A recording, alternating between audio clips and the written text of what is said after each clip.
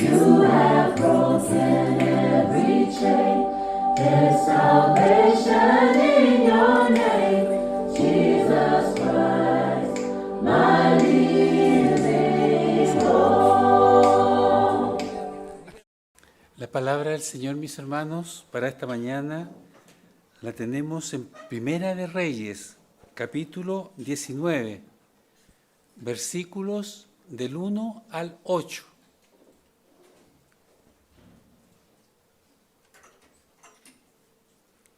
Y dice así: Acab dio a Jezabel la noticia de todo lo que Elías había hecho y de cómo había matado a espada a todos los profetas. Entonces envió Jezabel a Elías un mensajero para decirle: traigan los dioses sobre mí el peor de los castigos, si mañana a estas horas no he puesto tu persona como la de uno de ellos. Viendo Elías el peligro, se levantó y se fue para salvar su vida. Al llegar a Beerseba, que está en Judá, dejó allí a su criado. Luego de caminar todo un día por el desierto, fue a sentarse debajo de un enebro. Entonces se deseó la muerte y dijo: basta ya, Jehová, quítame la vida, pues no soy yo mejor que mis padres. Y echándose debajo del enebro se quedó dormido, pero un ángel lo tocó y le dijo: levántate y come. Miró y vio a su cabecera una torta cocida sobre las ascuas y una vasija de agua. Comió, bebió y volvió a dormirse.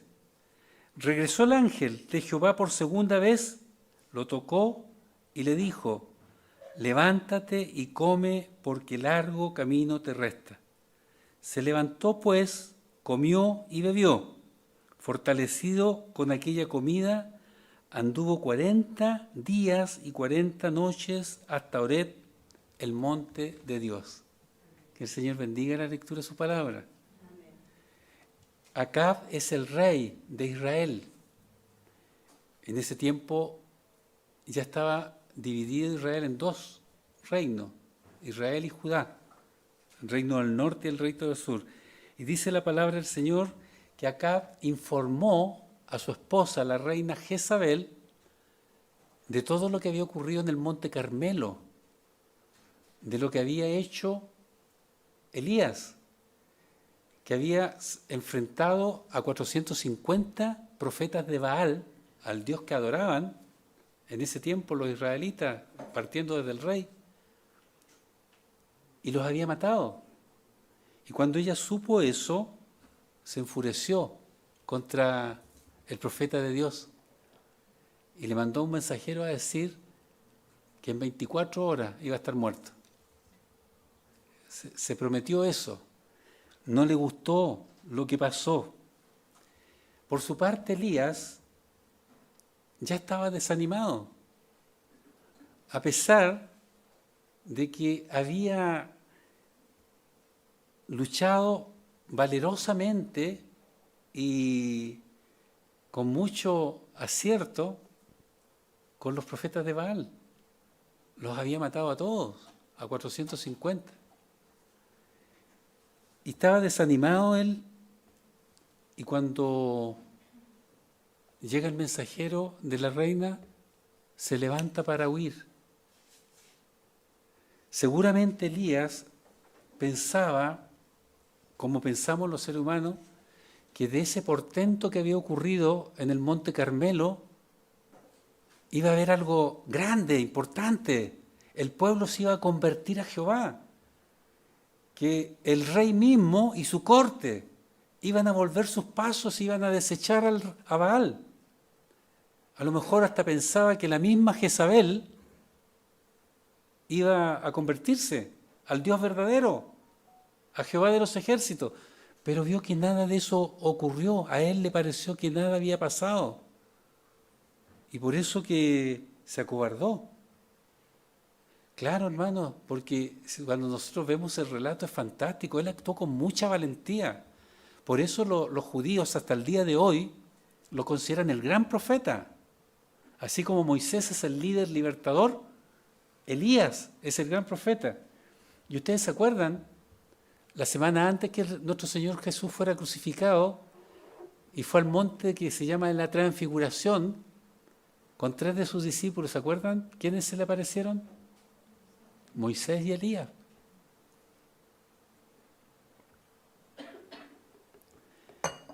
Elías actuó valientemente en esa oportunidad.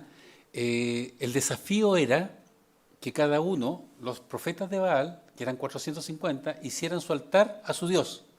Y él hacía el suyo a Jehová. Y a ver cuál de los dos dioses era capaz de hacer descender fuego. Y los profetas de Baal comenzaron desde la mañana a danzar en torno de su altar y a lastimarse, a hacerse corte en los brazos, sangrar, porque era la práctica de ellos, para que Baal hiciera descender fuego. Y yo les digo a ustedes que actuó con valentía porque los desafiaba y se burlaba de ellos. Cuando llegó el mediodía y todavía no pasaba nada, Elías les decía, griten más fuerte, no sea que su Dios esté ocupado haciendo algún trabajo, grítenle, a lo mejor va de camino, a lo mejor está dormido y hay que despertarle. Eso es fe, pues, porque él todavía no ha hecho nada, pero confiaba en su Dios, porque él tenía una relación íntima con su Dios. Es maravilloso esa relación que tuvo. Y resulta que cuando le tocó su turno, levantó 12 piedras para construir su altar, una por cada tribu de Israel, puso los 2 bueyes e hizo hacer una zanja alrededor. Y dice que hizo que vaciaran agua en la zanja 4 tinajas, 4 tiestos, que si nosotros sacamos, o cántaros, dice el texto, si nosotros sacamos la cuenta, son alrededor de 150 litros de agua. Chorreaba el agua. Y ahí él oró. Y miren, su oración tan sencilla, pero fue sencilla porque él oraba mucho en privado. Y eso es una cosa que les digo. Cuando los hagan orar en público, limítense a lo que hay que orar y derramen su corazón en su casa. Ahí hay que orar intensamente, porque estamos solitos y le podemos decir al Señor todas las cosas y Él nos comprende. Pero la oración fue breve. Mire, cuando le tocó, dice esto, después que echaron agua y todo, respóndeme, Jehová, respóndeme, para que conozca este pueblo que tú, Jehová, eres el Dios y que tú haces que su corazón se vuelva a ti. Esa era su esperanza, de que el corazón del pueblo se volviera a Jehová. Y dice el texto, entonces cayó fuego de Jehová y consumió el holocausto, la leña, las piedras y el polvo, y hasta lamió el agua que estaba en la zanja. Viéndolo todo el pueblo, se postraron y dijeron, Jehová es el Dios, Jehová es el Dios, pero les duró bien poco. Y eso desanimó a Elías. Y él estaba desanimado y llega el mensajero y le dice que la amenaza de Jezabel era que lo iba a matar. Como él mató a los profetas de Baal, lo iba a matar. Y Elías, este profeta tan valiente, que conocía muy bien de lo que era capaz su Dios, que había visto el fuego que descendió y que consumió y muchas otras cosas, falló en lo que era más fuerte, pues, en su confianza y conocimiento de Dios. Porque Él era tan humano como nosotros, por hermanos queridos. Si Dios nunca ha ocupado a superhombres, sino que a hombres y mujeres llenos de debilidades, como somos los seres humanos. Pero nos quiere ocupar para la gloria de su nombre, a cada uno de nosotros. Dios tiene un plan para cada uno de nosotros, para ti, para todos. Así como lo tuvo para Elías. Él era un profeta valiente, pero supo del desánimo, de la depresión, del abatimiento, porque ahí en esa condición estaba. Fracasó él en lo que era más fuerte, así como un día fracasó también Moisés en lo que era más fuerte. La palabra del Señor nos dice que Moisés era el hombre más manso de su tiempo. Y sin embargo Moisés se indignó de tal manera que apresuradamente habló contra el pueblo y quebró las tablas de la ley que las escribió el propio dedo de Dios. Tanto era su enojo que no se percató de eso, porque era humano. Abraham, el padre de la fe, falló en la fe. Job falló en la paciencia. Así que, mi hermano querido, cuando tú falles, pídele perdón al Señor y sigue adelante. Nuestro Dios es tan bueno. Es el mismo ayer, hoy y por los siglos. Por lo tanto, hermanos queridos, tomemos el ejemplo que nos da la palabra del Señor con este profeta. Elías, en vez de confiar como había confiado tan grandemente en el monte Carmelo de su Dios, debiera haber confiado que Dios también lo libraba de la amenaza de una mujer enojada. Pero se puso tímido de repente y se levantó y huyó. Y lo que es peor, se deprimió. Pasó por una depresión. Por eso yo quiero hablarles esta mañana, mis hermanos, que el desaliento y la desesperación también alcanzan al creyente. No es algo que no ocurra.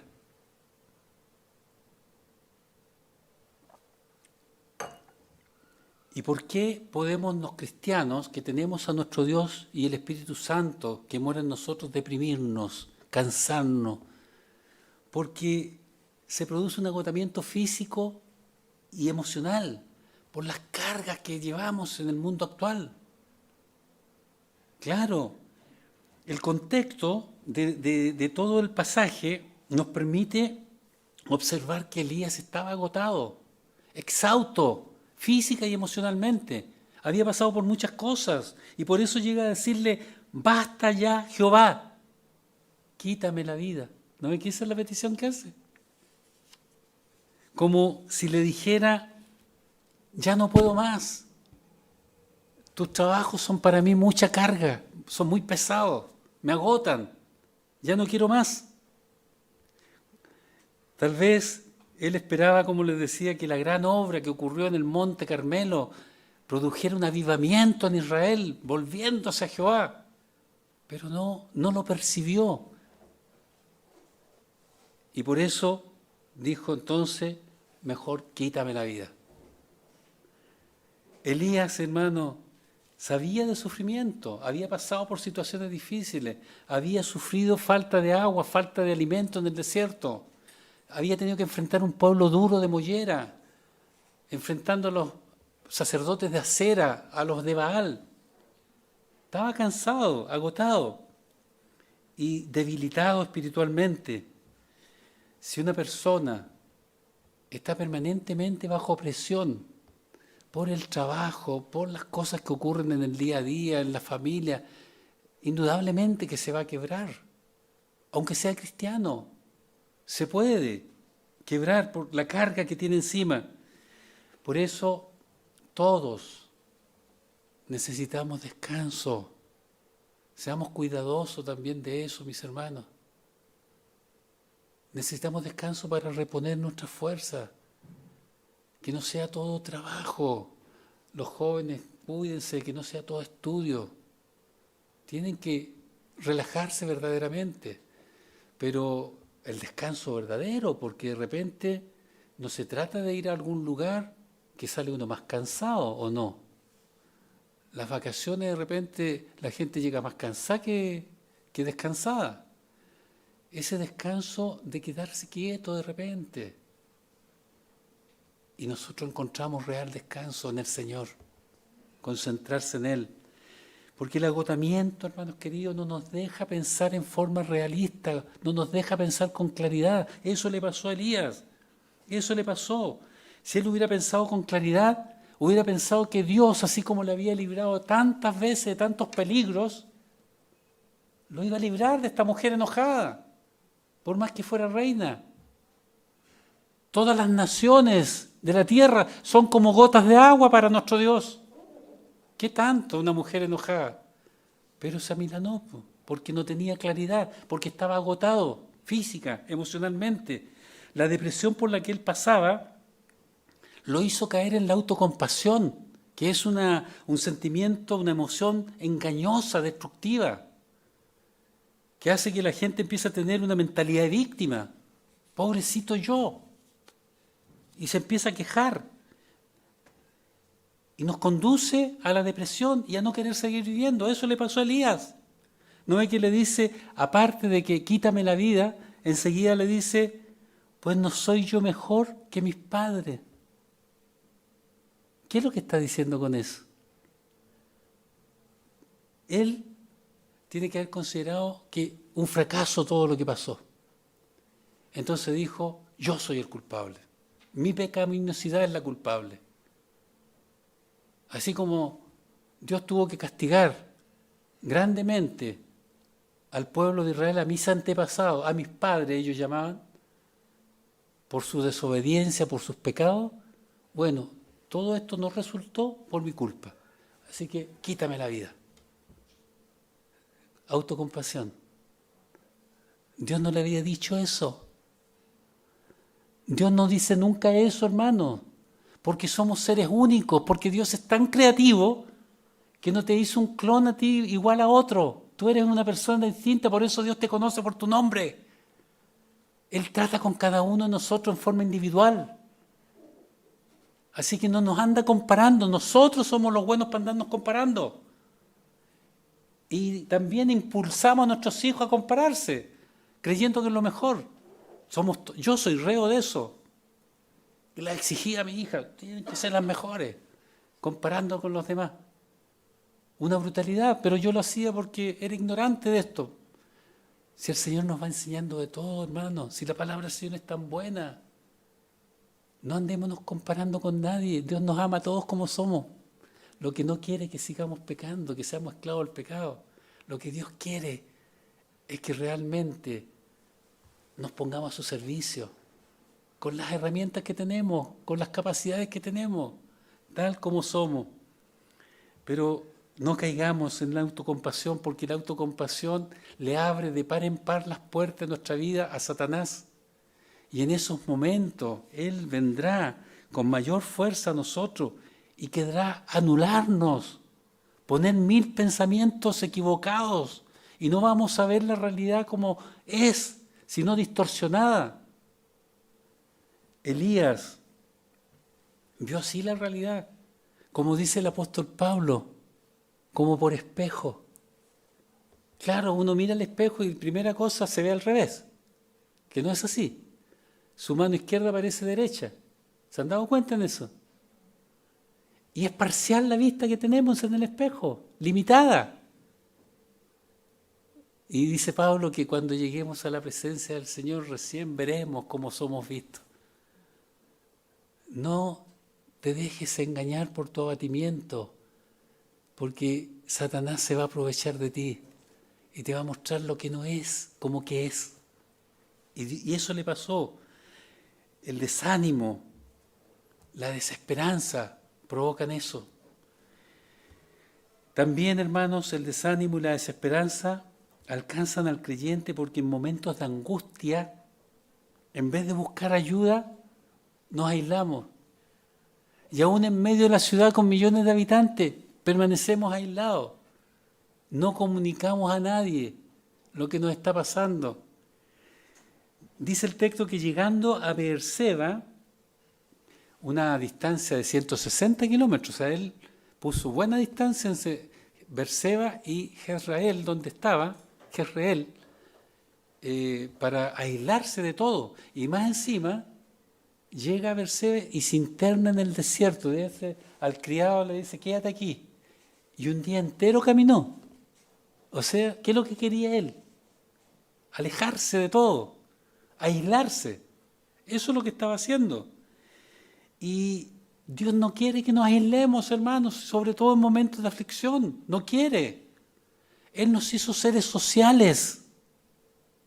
Necesitamos a los demás.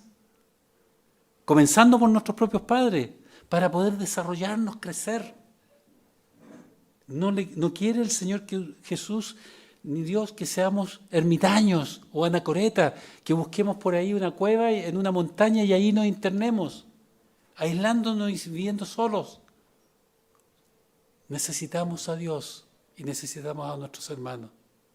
Ese es el plan de Dios. Así que si te sientes debilitado emocionalmente, físicamente, tienes que descansar. Y si el descanso no basta, tienes tú que buscar ayuda primero en Dios y también en tus hermanos. Todos estamos conscientes de las cargas que vivimos en este tiempo. Yo le he dicho varias veces, o no sé si de aquí, pero a varios jóvenes, que en mi tiempo de joven, los viejos le tenían envidia a los jóvenes. Y yo lo comprobé.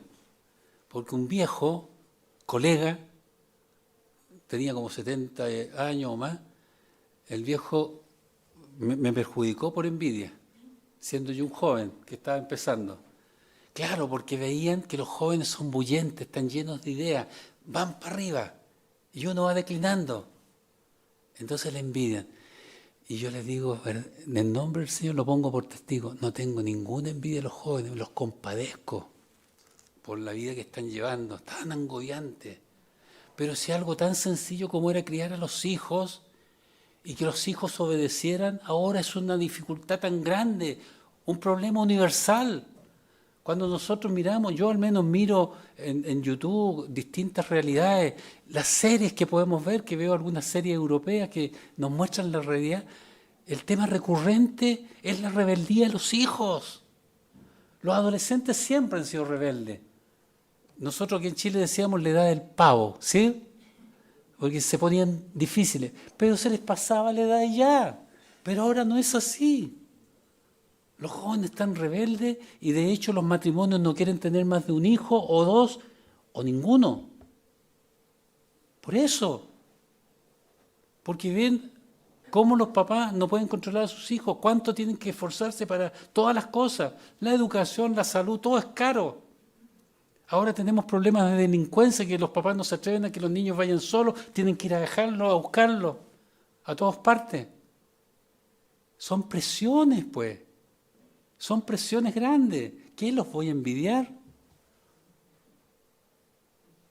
Más bien oro para que el Señor los fortalezca.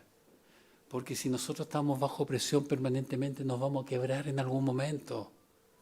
Eso es lo que le pasó al profeta Elías. Él se quebró porque se sentía presionado. Porque en algún momento mostró su humanidad igual como la que tenemos todos nosotros. Nosotros, hermanos, no debiéramos tampoco alarmarnos tanto de estas cosas, porque la palabra del Señor dice que en los últimos días vendrán tiempos peligrosos. Claro, es peligroso hasta tener hijos para algunos. ¿Se dan cuenta? Tal vez nosotros no tenemos los problemas de Elías, pero tenemos los propios. Y por eso el Señor quiere, hermano, esta mañana decirte que debes mirarlo a Él en todo momento. Aparte de que nosotros recibimos presiones externas, cada uno en forma particular tiene sus propias batallas. Cada uno tiene sus propias congojas íntimas, esas que no se pueden compartir con otro, por temor a ser malentendido. Porque eso es una realidad, hermanos queridos. Es un problema la comunicación, siempre lo ha sido. Por más que uno se esfuerce de escoger las mejores palabras para decir algo, más de alguien lo interpreta al revés. Y eso pasa. Entonces, cosas íntimas uno tiene temor de que no lo interpreten bien y no cuente y se aísla. Y eso también es una presión. Esas heridas que podemos tener del pasado. de la infancia, de la juventud, o las cosas que nos están pasando en el trabajo y no podemos comentarlas con la familia porque no queremos preocuparlas. Cosas así ocurren. Todas son presiones. Y el Señor nos dice esta mañana que tenemos que conducirnos a Él. Él está atento, estuvo atento con Elías y está atento con nosotros. Así que debemos, hermanos queridos, estar conscientes de esto, que nadie es inmune. El apóstol Pablo también nos advierte que el que esté firme glorifica al Señor, pero no se crea nada porque puede caer. Todos podemos caer. Nadie está inmune al abatimiento. Hemos visto líderes que Dios los ha usado poderosamente, que han luchado con tiempos recurrentes de depresión. Pasa eso. En la Biblia nosotros tenemos muchos casos. Aparte de Elías, vemos a Moisés, vemos a Job, vemos a David, vemos a otros, a Jeremías, por ejemplo, abatidos, porque somos humanos. Nos puede pasar, y el Señor nos advierte eso, que tengamos cuidado, que descansemos lo suficiente, que nos apeguemos a su palabra. Elías era un profeta poderoso, Dios lo había usado para hacer milagros portentosos. Sin embargo, cayó en una profunda depresión. Si eso es lo que vemos acá. Estaba tan angustiado que se quería morir. Y por eso se alejó de todo contacto humano. 160 kilómetros de donde estaba Jezabel, y después se internó en el desierto un día entero. Y ahí se echó debajo el enebro, pensando que ya estaba lo suficientemente aislado, solo. Pero le digo algo, de Dios no nos podemos alejar. Y Dios estaba ahí siguiéndole la huella. Dios, hermanos queridos, estaba ahí. Y está al lado nuestro también. Y nosotros en este tiempo le pertenecemos a nuestro Dios. Porque fuimos comprados con la sangre preciosa de Jesucristo derramada en la cruz. Por lo tanto, nadie nos puede arrebatar de su mano. Así lo dice Jesús. Nadie nos puede arrebatar de la mano de Dios, ni nosotros mismos. Ya, hoy día dejo de ser cristiano, no voy más. Si usted realmente está en la mano de Dios porque Cristo Jesús es su Señor, usted entregó su vida, no puede irse. El nadie incluye a cada uno. Así que Elías pensó que él se iba y bastaba, mátame, se acabó todo. Pensó que su carrera había terminado, que era suficiente. Pero hermano, solo Dios sabe cuándo es suficiente. Solo Dios sabe cuándo ya no tienes que seguir trabajando en lo que Él te encomendó. Incluso nuestra vida está en sus manos y solo Él sabe cuándo termina. No nosotros. Así que tengamos cuidado. La desesperanza, el desánimo, vienen además de porque nos aislamos, porque las aflicciones nos hacen olvidar que Dios sigue en control de todo. Dios sigue. Elías creía que ya todo había fracasado, que ya no había más que hacer, él necesitaba morirse. Y por eso se alejó de todos. Pero no era así. Y no pudo alejarse de Dios. Como dice el salmista, ¿a dónde me iré, Señor, de tu presencia? Dios es omnipresente. Está en todas partes. No podemos. Elías, creyendo que ya estaba lo suficientemente lejos, se echó debajo del enebro y se puso a dormir. Y ahí vemos nosotros el amor, la misericordia de Dios para su siervo, porque lo dejó descansar. Y después lo despertó el ángel y le tenía preparada una comida, porque necesitaba también el sustento para su cuerpo. Necesitaba descansar, necesitaba comer. Y Dios le proveyó las dos cosas. Ese es nuestro Dios. Necesitaba recuperar fuerza y le proveyó alimento. Hermanos, Dios comprende perfectamente nuestras debilidades. Jesucristo el Señor fue humano como nosotros y sabe que somos débiles, sabe que flaqueamos y cuando más flaqueamos Él está más cerca de nosotros. Lo vemos en este caso, ahí Elías estaba en la depresión misma, buscando morir, pero Dios estaba ahí. Tal vez como el éxito que tuvo en el Carmelo, porque fue un éxito, él venció, cayó fuego del cielo, mató a todos los profetas de Baal. Una tremenda victoria, eso es innegable. Y él tiene que haber estado consciente. Y él puso de su parte también para que se glorificara a Dios. Por eso se burlaba de los profetas de Baal. No lo hacía por engrandecerse él. Era para glorificar a Dios, que fuera más notorio. Pero parece que todo fracasó. El esfuerzo que hizo no sirvió para nada. Ningún fruto. Nadie se volvió a Dios. ¿No le ha pasado a usted eso? ¿Que cree que todo su esfuerzo por el reino no sirvió? Yo se los digo porque a mí me ha pasado. Pero ¿qué sabemos nosotros de la verdadera realidad?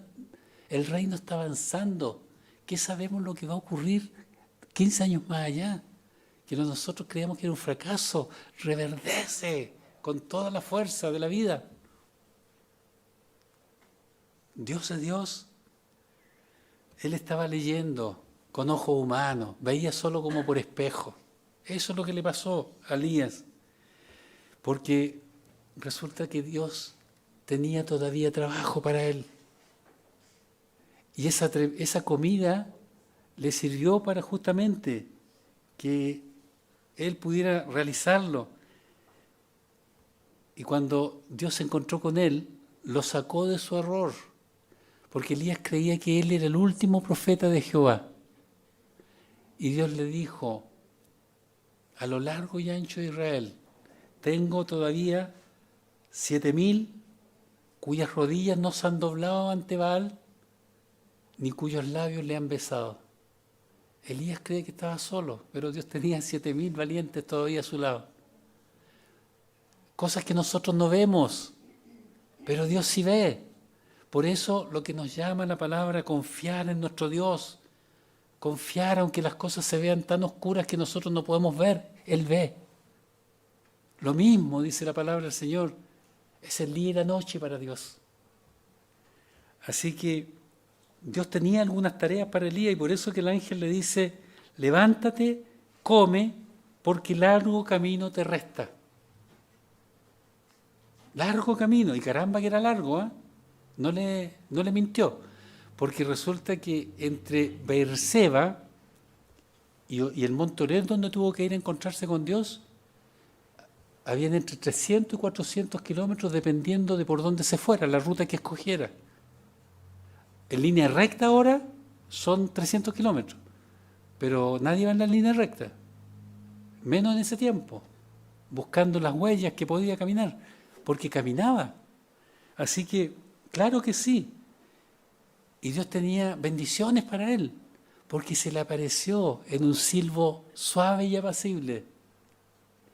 Y con la presencia de Dios se curó su depresión y pudo seguir adelante.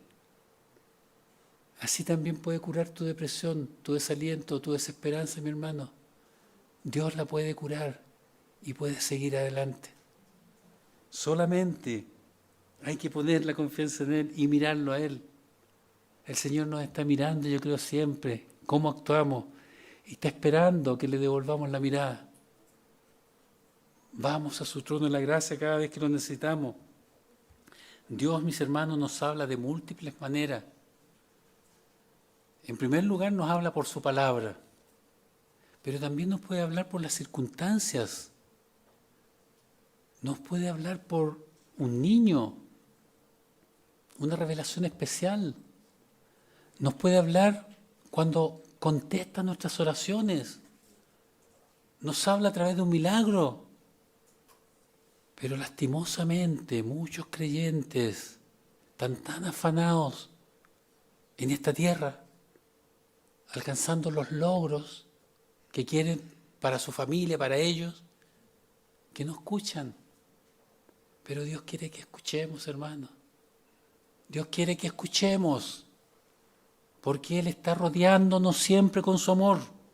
Nuestro Dios siempre se ocupa de las cosas comunes y corrientes. Se ocupó de que descansara el profeta, de que se alimentara como corresponde.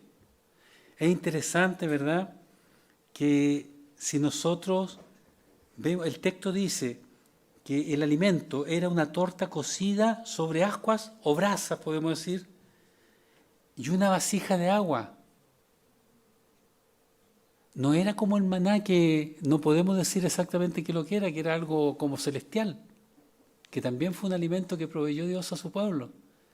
Esto parece algo que alguien lo hizo, pero era un alimento sobrenatural, porque le permitió a Elías recuperar su fuerza y caminar 40 días y 40 noches sin necesitar otro alimento. Dios se hace semejante a las cosas naturales para hablarnos. Si Él quiere enviarle un ángel, en un sueño usted no va a mandar a un ser alado con 6 alas que usted no entiende de qué se trata.